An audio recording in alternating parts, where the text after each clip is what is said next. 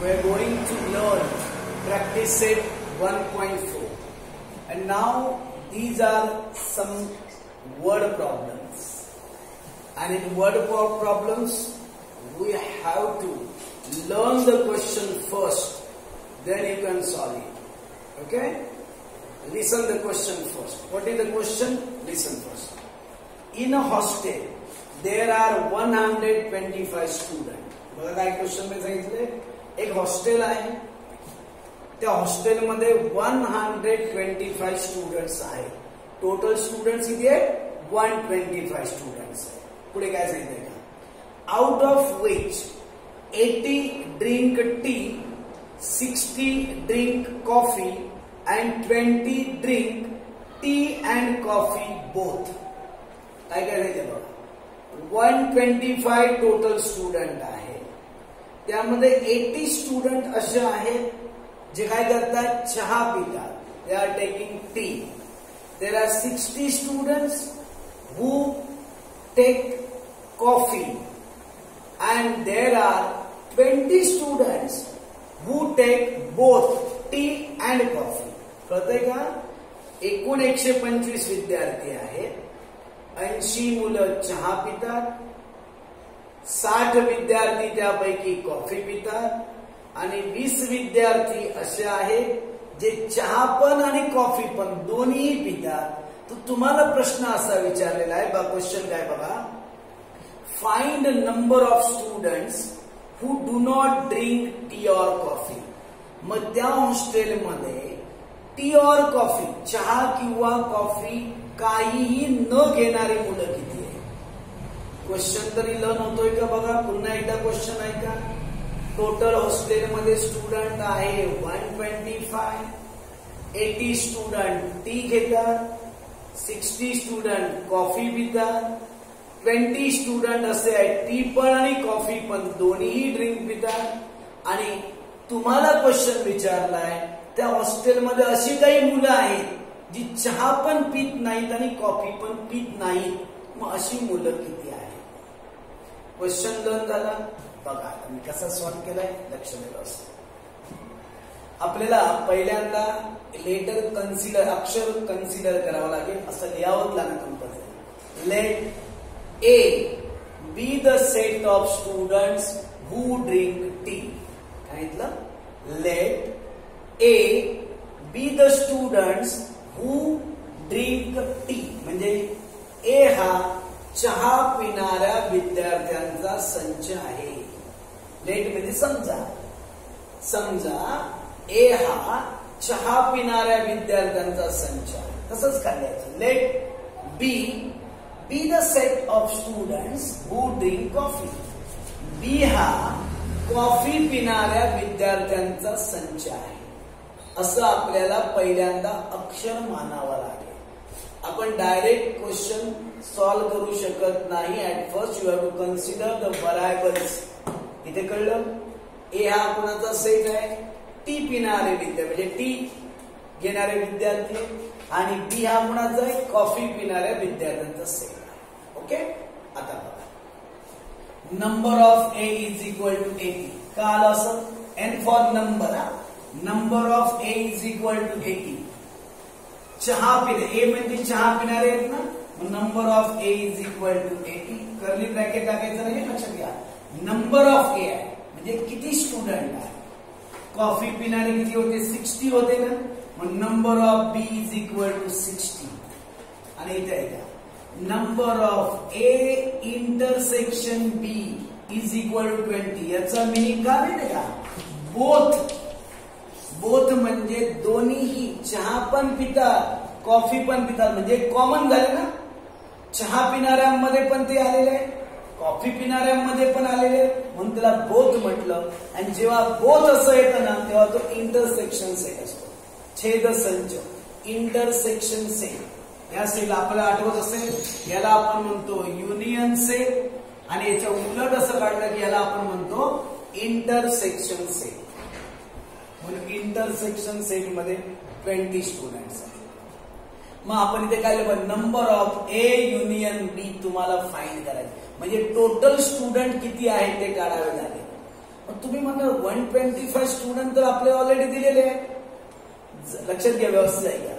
जरी त्या हॉस्टेलमध्ये 125 स्टुडंट असते तरी त्यामध्ये अशी काही मुलं आहेत की जी चहा कॉफी पीत नाहीये, अशी काही मुलं त्यामध्ये आहेत. म्हणजे आपण हे जे काढतो ना, नंबर ऑफ ए युनियन बी, म्हणजे चहा कॉफी पिणारी एकूण मुलं किती आहेत ते काढायचे आपल्याला पहिल्यांदा, आणि नंतर चहा कॉफी न पिणारी मुलं बघायची. बघा, व्यवस्थित आहे का?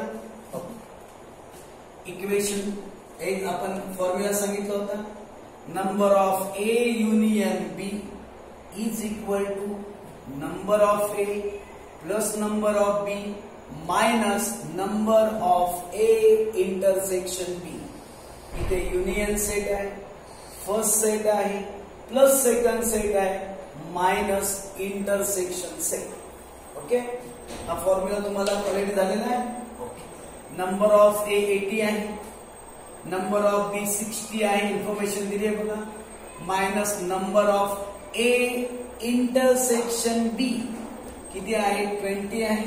याला इंटरसेक्शन म्हटलं, याला युनियन म्हटलं. 80 आणि 60 ची ऍडिशन करा, 140 मायनस 20, 140 मधून 20 मायनस करा, किती आलं 120 आलं. Number of A union B is equal to 120, म्हणजे त्याचा अर्थ बघा, number of student who drink tea or coffee is equal to 120. म्हणजे चहा किंवा कॉफी पिणारी मुलं किती आहेत 120 मुलं अशी आहेत की चहा कॉफी किंवा दोन्ही पण घेत असतील, अशी 120 मुलं आहेत. पण मला सांगा, हॉस्टेलवर टोटल मुलं किती होती 125 होती. मग त्यामध्ये टी कॉफी घेणारी 120 आहेत ना, मग उरली किती मुलं? म्हणून इथे दिलं, number of student who do not drink tea or coffee is equal to, total student किती आहे 125 स्टुडंट्स आहेत. त्यापैकी 120 स्टुडंट असे टी कॉफी घेतात, म्हणून त्याला मायनस केलं, स्टुडंट राहिले किती 5 स्टुडंट्स असे आहेत जे टी पण घेत नाही, कॉफी पण घेत नाही.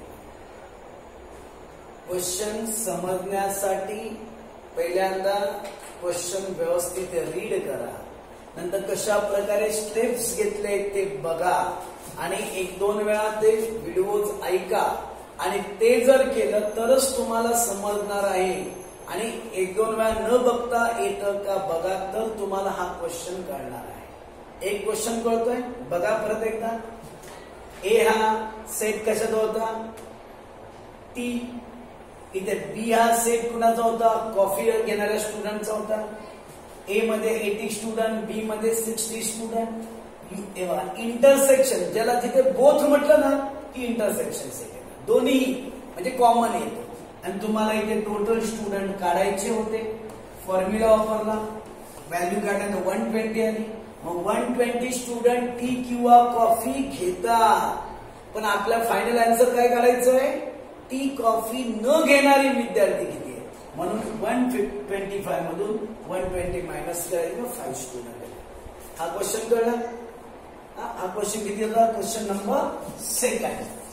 Now we are going to learn question number 3. Listen the question. In a competitive exam, 50 students passed in English. There was a competitive exam. How many students passed in English? 50 students passed in English. Okay, next. 60 students passed in mathematics. Okay, next one. 40 students passed in the both subject. None of them failed in both the subject. Then find the number of students who passed at least in one of the subject. Question पुन्हा एकदा ऐका. एक competitive exam होती. त्या competitive exam मध्ये 50 student असे होते जे इंग्लिश मध्ये पास झाले, 60 स्टुडंट असे होते जे मॅथमॅटिक्स मध्ये पास झाले, त्यामध्ये 40 स्टुडंट असे होते की जे दोन्ही सब्जेक्ट मध्ये पास झाले. अजून एक तुम्हाला इन्फॉर्मेशन दिली, दोन्ही सब्जेक्ट मध्ये फेल झाले असे नव्हते, म्हणजे प्रत्येक स्टुडंट एक तरी सब्जेक्ट मध्ये पास झाला होता. काही बघा लक्षात घ्या, दोन्ही सब्जेक्ट मध्ये फेल झाला असं कोणीच विद्यार्थी नाहीये. ओके, मग तुम्हाला आपल्याला काय करावं लागेल, टोटल स्टुडंट्स किती होते, म्हणजे क्लासमध्ये त्या वर्गामध्ये किती स्टुडंट होते, म्हणजेच तुम्हाला number of A union B find out करावा लागेल. फॉर्म्युला इथे बघा, इन्फॉर्मेशन सगळी दिली. ए सेट म्हणजे कुठला, इंग्लिश. बी सेट म्हणजे मॅथमॅटिक्स. आणि इंटरसेक्शन बोथ, म्हणून ते बघा इंटरसेक्शन सेट आहे. इंग्लिश मध्ये पास झाले 50 होते, मॅथमॅटिक्स मध्ये पास झाले 60 होते, आणि बोथ सब्जेक्ट दोन्ही सब्जेक्ट मध्ये पास झाले स्टुडंट किती होते, 40. एवढं तरी कळतंय तुम्हाला, हे कळलं तुम्हाला. ए इंटरसेक्शन बी 40 काय आलं, बोथ सब्जेक्ट म्हटलं की इंटरसेक्शन. ओके, फॉर्म्युला लिहा, number of A union B is equal to number of A plus number of B minus number of A intersection B. बघा, ए मध्ये 50 स्टुडंट, बी मध्ये 60 मायनस इंटरसेक्शन मध्ये 40. दोघांचे ऍडिशन 110 आलं, minus 40 आलं, यांची सबट्रॅक्शन आली 70. आणि म्हणून असं लिहायचं, number of student who passed at least in one of the subject is equal to 70. म्हणजे एका ना एका तरी सब्जेक्ट मध्ये पास झाली टोटल मुलं 70. लक्षात घ्या, म्हणजे 70 मुलं टोटल वर्गामध्ये होती. त्या वर्गामध्ये बघा 60 मुलं इंग्लिशला पास झाली, 60 मुलं मॅथ्स मध्ये पास झाली, आणि 40 स्टुडंट बोथ सब्जेक्ट मध्ये पास झाले होते. अशा प्रकारे फायनल आन्सर. ओके.